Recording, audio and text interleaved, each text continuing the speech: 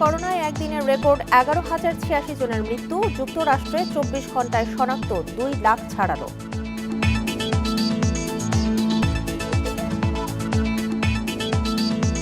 চীনা সিনোফার্মের ট্রায়ালে টিকা পেয়েছে 10 লাখ মানুষ। যুক্তরাষ্ট্রের ফাইজারের টিকা জরুরি প্রয়োগের আবেদন।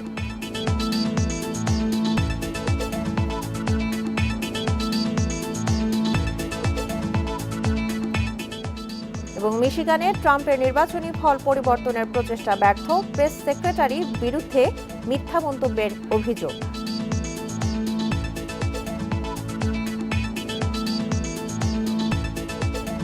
আমন্ত্রণ আন্তর্জাতিক খবর নিয়ে আমাদের নিয়মিত আয়োজন পূর্ব পশ্চিমে। আপনাদের সাথে আছে আমি সঞ্চারী মজিদ্দমা। শুনছিলেন শিরোনাম, যাচ্ছি পুরো খবরে। বিশ্ব করোনায় একদিনের সর্বোচ্চ মৃত্যুর রেকর্ড হয়েছে। প্রাণহানি হয়েছে 11,086 মানুষের। একদিনে কোনো দেশে সর্বোচ্চ 2,01,000 রোগী শনাক্তের রেকর্ড হয়েছে শুক্রবার, আর এই রেকর্ড হয়েছে যুক্তরাষ্ট্রে।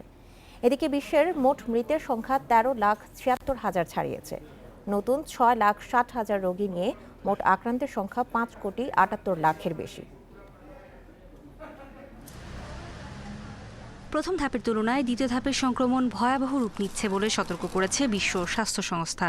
তাদের হিসেবে গত 1 মাসে যে পরিমাণ রোগী শনাক্ত হয়েছে, প্রথম ধাপের 6 মাসেও তেমন আক্রান্তের তথ্য মেলেনি। বিশেষ করে ইউরোপ ও উত্তর আমেরিকার পরিস্থিতি সবচেয়ে খারাপ বলে উল্লেখ করেন সংস্থাটির প্রধান। এদিকে প্রথম ধাপের মতো দ্বিতীয় ধাপেও যুক্তরাষ্ট্রে করোনা ভাইরাসের প্রকোপ বেড়েই চলেছে। আবারও দেশটিতে একদিনে সর্বোচ্চ রোগী শনাক্তের রেকর্ড হয়েছে। শুক্রবার ভাইরাস মিলেছে প্রায় 2,01,000 মানুষের দেহে। এ পর্যন্ত কোনো দেশে একদিনে সর্বোচ্চ শনাক্ত এটি। এ নিয়ে যুক্তরাষ্ট্রে আক্রান্তের সংখ্যা 1,22,00,000 ছাড়ালো। নতুন সাড়ে 1900 মৃত্যু নিয়ে প্রাণহানি 2,60,000-এর বেশি। দেশটির সিডিসি জানায়, বেশিরভাগ রোগী অন্য কারো থেকে সংক্রমিত হয়েছে, যাদের মধ্যে কোনো উপসর্গ ছিল না। এদিকে ইউরোপে ভয়াবহ হারে বাড়ছে সংক্রমণ ও মৃত্যু। যুক্তরাষ্ট্রের পর সবচেয়ে বেশি প্রাণহানি ইতালিতে, প্রাণ গেছে 700 মানুষের। নতুন রোগী শনাক্ত হয়েছে 37,000-এর বেশি। ইতালির পর ফ্রান্সে 634 জনের প্রাণহানি হয়েছে। 24 ঘন্টায় দেশটিতে ভাইরাস মিলেছে প্রায় 23,000 মানুষের দেহে। এদিকে মেক্সিকোতে নতুন 719 জনের মৃত্যু নিয়ে মোট মৃতের সংখ্যা 1 লাখের বেশি। ভারতে নতুন করে প্রাণ গেছে 562 জনের। এ পর্যন্ত দেশটিতে মৃত্যু হয়েছে 1,32,000-এর বেশি। নতুন রোগী শনাক্ত 46,000-এর বেশি। চীনের সাংহাইতে শুক্রবার 9 জন করোনা রোগী শনাক্ত হয়েছে, যাদের মধ্যে 2 জন সেখানকার স্থানীয় বাসিন্দা। এছাড়াও টানা তৃতীয় দিনের মতো একদিনে দেশটির সর্বোচ্চ রোগী শনাক্ত হয়েছে জাপানে। 24 ঘন্টায় দেশটিতে ভাইরাস মিলেছে 2,300 মানুষের দেহে। নতুন প্রাণহানি হয়েছে 21 জনের। কানাডার টরন্টোতে পরিস্থিতি অবনতি হওয়ায় সোমবার থেকে 28 দিনের জন্য লকডাউন জারি করেছে জাস্টিন ট্রুডো সরকার। পাশাপাশি আরোপ করা হয়েছে বেশ কিছু বিধিনিষেধ। নুরে জান্নাত, ইন্ডিপেন্ডেন্ট নিউজ। করোনা ভাইরাসে আক্রান্ত হয়েছেন প্রেসিডেন্ট ডোনাল্ড ট্রাম্পের ছেলে ডোনাল্ড ট্রাম্প জুনিয়র। চলতি সপ্তাহের শুরুতে করোনা শনাক্তের পরপরই তিনি কোয়ারেন্টিনে চলে যান। বর্তমানে চিকিৎসকদের পরামর্শ অনুযায়ী চিকিৎসা চলছে তার। ট্রাম্প জুনিয়রের বান্ধবী কিম্বার্লি গিলফয়েলও করোনা পজিটিভ হয়েছেন। এর আগে president Donald Trump, first lady Melania Trump, তাদের কনিষ্ঠ পুত্র ব্যারন সহ হোয়াইট হাউসের শীর্ষস্থানীয় বেশ কয়েকজন করোনায় আক্রান্ত হন। বাবার মতো করোনা ইস্যুতে নানা বিতর্কিত মন্তব্য করে আলোচনায় আসেন ট্রাম্প জুনিয়র। ফক্স নিউজকে দেওয়া সাক্ষাৎকারে তিনি বলেছিলেন, কোভিডে মৃত্যুর সংখ্যা নিয়ে উদ্বেগের কোনো কারণ নেই। এছাড়াও হাইড্রক্সিক্লোরোকুইন সম্পর্কে ভুল তথ্য এবং মাস্ক পরার কার্যকারিতা নিয়েও প্রশ্ন তোলেন তিনি। So we're not going to tear down monuments and forget the people who built our great nation. Instead, we will learn. চীনা প্রতিষ্ঠান সিনোফার্মের তৈরি করোনার সম্ভাব্য ভ্যাকসিন এই পর্যন্ত 10 লাখ মানুষের শরীরে প্রয়োগ করা হয়েছে, যা জরুরি অবস্থায় ব্যবহারের জন্য বেইজিং কর্তৃপক্ষ অনুমোদন দিয়েছে। এদিকে যুক্তরাষ্ট্রে জরুরি ভিত্তিতে ভ্যাকসিন প্রয়োগ করতে চায় বায়োটেক ফার্মা ফাইজার। বর্তমানে বিশ্বের অন্যতম আলোচ্য বিষয় করোনার প্রতিষেধক আবিষ্কার। এ পর্যন্ত 202টি টিকা তৈরির প্রক্রিয়া চলছে। বিশ্ব স্বাস্থ্য সংস্থা বলছে 27টি টিকা ক্লিনিক্যাল ট্রায়ালের পর্যায়ে আছে, যার মধ্যে সবচেয়ে এগিয়ে ব্রিটেন, চীন ও যুক্তরাষ্ট্র। চীনা প্রতিষ্ঠান সিনোফার্মের ভ্যাকসিন এ পর্যন্ত 10 লাখ মানুষের শরীরে পরীক্ষামূলক প্রয়োগ হয়েছে। প্রতিষ্ঠানটির চেয়ারম্যান লিউ শিংজেন জানান, এ পর্যন্ত যাদেরকে এই টিকা দেয়া হয়েছে তাদের কোনো পার্শ্ব প্রতিক্রিয়ার তথ্য মেলেনি। দেশের বাইরে যাওয়া চীনা নির্মাণ কর্মী, কূটনীতিক এবং শিক্ষার্থীদের দেয়া হয়েছে এই ভ্যাকসিন। এছাড়াও সংযুক্ত আরব আমিরাত, বাহরাইন, মিশর, জর্ডান, পেরু ও আর্জেন্টিনা সহ 10টি দেশের প্রায় 60,000 মানুষের ওপর তৃতীয় ধাপের ক্লিনিক্যাল ট্রায়াল চালাচ্ছে চীনের প্রতিষ্ঠানটি। এদিকে যুক্তরাষ্ট্রে জরুরি ভিত্তিতে করোনা ভ্যাকসিন প্রয়োগ করতে চায় বায়োটেক ফার্মা ফাইজার। এজন্য দেশটির খাদ্য ও ওষুধ প্রশাসনের কাছে আবেদন করেছে ফাইজার ও তাদের সহযোগী প্রতিষ্ঠান বায়োএনটেক। তবে কবে নাগাদ এর অনুমোদন মিলবে তা এখনও নিশ্চিত নয়। মার্কিন সরকারের আশা ডিসেম্বরের শুরুতেই অনুমোদন পাওয়া যাবে। এরই মধ্যে ফাইজার দাবি করেছে তাদের উদ্ভাবিত ভ্যাকসিনটি 95% কার্যকর।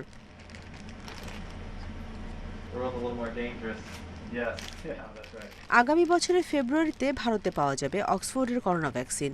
বয়স্ক ও স্বাস্থ্যকর্মীদের পর এপ্রিল থেকে সাধারণ নাগরিকেরা ভ্যাকসিন পাবে বলে জানিয়েছে সে দেশের উৎপাদনকারী প্রতিষ্ঠান সেরাম ইনস্টিটিউট। নুসরাত সেরিন, ইন্ডিপেন্ডেন্ট নিউজ।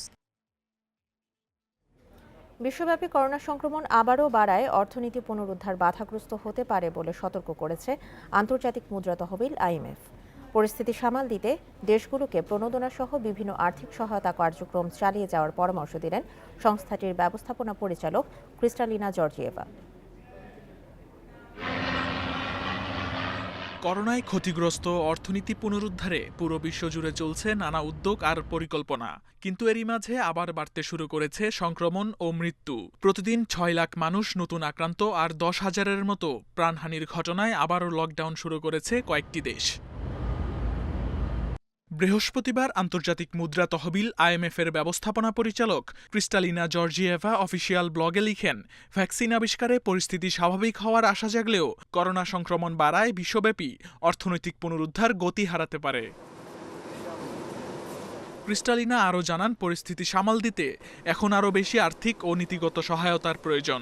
পাশাপাশি যেসব দেশ তাদের প্রণোদনার সহায়তা বন্ধ করে দিয়েছে তাদেরও সতর্ক করেছেন তিনি। IMF পূর্বাভাস দিচ্ছে 1930 সালের বিশ্বমন্দার পর এই প্রথম বিশ্ব অর্থনীতির GDP হ্রাস পাবে 4.4%। আগামী বছর 5.2% প্রবৃদ্ধি হওয়ার একটি পূর্বাভাস দেয়া হলেও সেটিকে অস্থায়ী বলছে সংস্থাটি। শামীম আহমেদ, ইন্ডিপেন্ডেন্ট নিউজ, ঢাকা।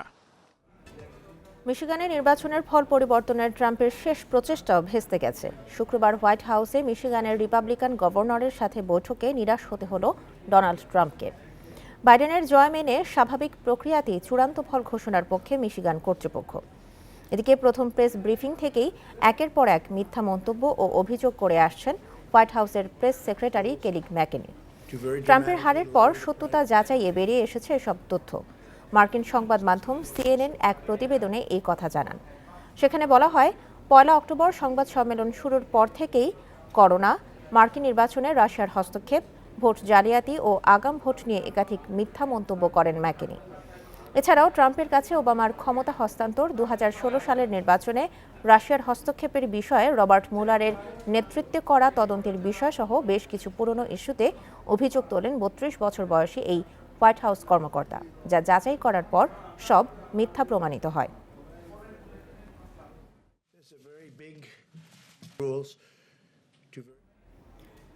ভারতে বিষাক্ত মদ্যপানে অন্তত 6 জনের মৃত্যু হয়েছে। হাসপাতালে ভর্তি আছেন 15 জন। উত্তরপ্রদেশের প্রয়াগরাজ জেলার আমিলিয়া গ্রামে শুক্রবার এই ঘটনা ঘটে। পুলিশ জানায়, স্থানীয় একটি দোকানে মদ কিনেছিলেন তারা। এই ঘটনায় আটক করা হয়েছে অভিযুক্ত দোকানদার ও তার স্ত্রীকে। ময়নাতদন্তের পর বিস্তারিত তথ্য প্রকাশ করা হবে বলে জানানো হয়। মদের নমুনাও ল্যাবে পাঠানো হয়েছে। এর আগেও ওই দোকানদারের বিরুদ্ধে অবৈধ মদ বিক্রির অভিযোগ রয়েছে বলে জানা গেছে।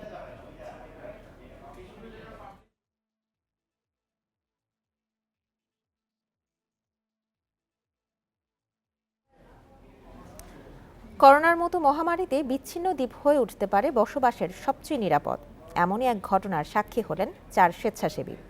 গবেষণার কাজে গিয়ে তারা 8 মাস আটকে ছিলেন হাওয়াই দ্বীপপুঞ্জের একটি সংরক্ষিত অঞ্চলে। ফেব্রুয়ারিতে গবেষণার কাজে বিশ্বের অন্যতম দুর্গম দ্বীপ কুরে অ্যাটেলে যান 4 স্বেচ্ছাসেবী। তারা তখনও জানতেন না হাওয়াই দ্বীপপুঞ্জের উত্তর পশ্চিমের অঞ্চলটিতে থাকতে হবে লম্বা সময়। দ্বীপের প্রাণবৈচিত্র্য নিয়ে তারা যখন গবেষণা করছেন, বিশ্ব তখন করোনা মহামারীতে আক্রান্ত। নিউজিল্যান্ডের স্বেচ্ছাসেবক চার্লি থমাস যখন এই যাত্রায় যোগ দেন, করোনার প্রকোপ তখন শুরুর দিকে। দ্বীপে পৌঁছানোর কিছুদিনের মধ্যে বন্ধ হয়ে যায় সব ধরনের যোগাযোগ ব্যবস্থা। পৃথিবী যে আক্রান্ত হয়েছে ইন্টারনেটে সে খবর পেতাম, পরে ভয় পেতাম। নিজেরা নিরাপদে থাকলেও আতঙ্ক কাজ করত সবসময়। টেলিভিশন নেই, ছিল না সামাজিক মাধ্যম ব্যবহারের সুযোগ। দুর্বল ইন্টারনেটের কারণে শুধু খুদে বার্তা আদান প্রদান সম্ভব, মাঝে মধ্যে কাজ করত ইমেল। আমার বোনের কাছ থেকে একদিন একটা মেইল পাই। ও জানায় মহামারীতে আক্রান্ত হয়েছে গোটা বিশ্ব, আক্রান্ত ৮০,০০০ ছাড়িয়েছে। আমি ভাবলাম মাত্র ৮০,০০০। ও জানায় এটা শুধু যুক্তরাষ্ট্রেই, সতর্ক করে সংক্রমণ দ্রুত বাড়ছে। দ্বীপের প্রাকৃতিক সৌন্দর্যের শুরুর সময়টা ভালো কাটলেও সময়ের সঙ্গে বিষণ্ণতা ভর করে দলের সবার উপর। কোলাহল মুক্ত পরিবেশ হয়ে ওঠে একঘেয়ে। জুলাই পর্যন্ত ভালোই সময় কেটেছে, এরপর হাঁপিয়ে উঠি। শহরের বাসিন্দারা ঘর থেকে বের হতো না, ঘুরে ফিরে নিজেদের সঙ্গেই দেখা হতো। গত সপ্তাহে বিধিনিষেধ শিথিল হয়েছে হনুলুলুই। স্কুল বন্ধ থাকায় শিশুরা দল বেঁধে ঘুরে বেড়াচ্ছে শহরে। তাদের সঙ্গে যোগ দিয়ে নির্মল বাতাস নিচ্ছেন বুড়োরাও। সারওয়ার জামান, ইন্ডিপেন্ডেন্ট নিউজ। আর এই ছিল আজকের পূর্ব পশ্চিমে। ইন্ডিপেন্ডেন্ট টেলিভিশনের সব খবর আরও বিস্তারিত জানতে চোখ রাখুন ফেসবুক, ইউটিউব এবং টুইটারে। ধন্যবাদ সবাইকে।